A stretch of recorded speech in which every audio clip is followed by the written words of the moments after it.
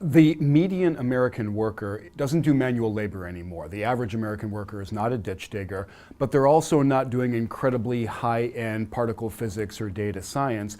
They are what you'd call a somewhat routine knowledge worker. That is right in the sweet spot of where technology is making its greatest inroads. And a good example of that is a tax preparer. That's someone who has mastered a very complicated American tax code, but they do the same thing over and over. They apply that code to an individual person. That's recently become fairly easy to automate and automate very well. So now a lot of us find a $40 program like TurboTax completely adequate for our needs. That's great news for 2 out of 3 constituencies. That's great news for us as consumers. We get very good tax advice at a lower price point. It's really good news for the team at Intuit. They've created a lot of value. They should be able to capture some of that value. The constituency that's most negatively affected is the body of tax preparers out there. These are folk who are actually above average educated. They've been to college, they've been to an advanced degree, they've got a CPA, they've done the right thing. They've invested their human capital in an area they thought would lead to a long and productive career, and all of a sudden here comes a $40 piece of software that's putting a lot of downward pressure on their wages.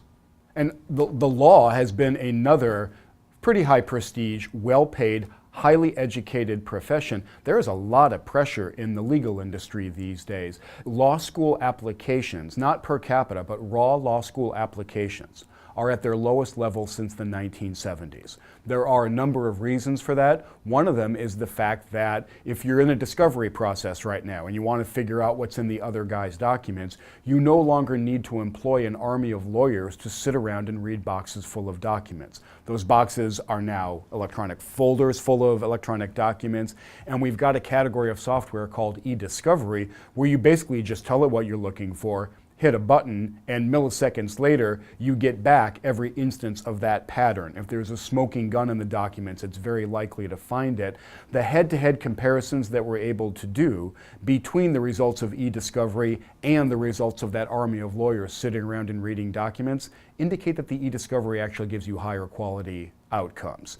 So a lot of these trends are putting pressure not just on that classic median American worker, but even on fairly highly educated, well-paid ones like law.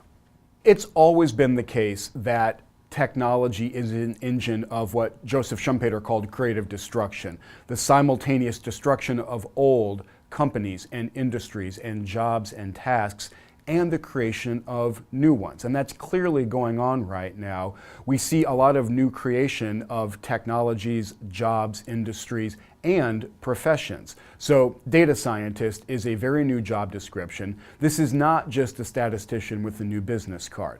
These are people who have really mastered a very diverse and important body of skills, and they're bringing them together to take advantage of the oceans of digital data that we have and really tremendous amounts of computational power. Not a job category that existed 10 years ago, but one that's up there at the fairly high end of the skill distribution. It's a pretty good example of this phenomenon of skill-biased technical change.